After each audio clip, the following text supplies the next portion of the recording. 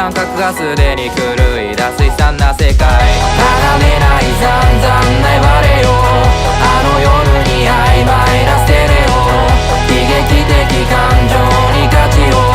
ありふれた狂気的ラジオ、繰り返す最低なシナリオ、あの罪に贅沢な罰を吐き出した血迷うロザリオ、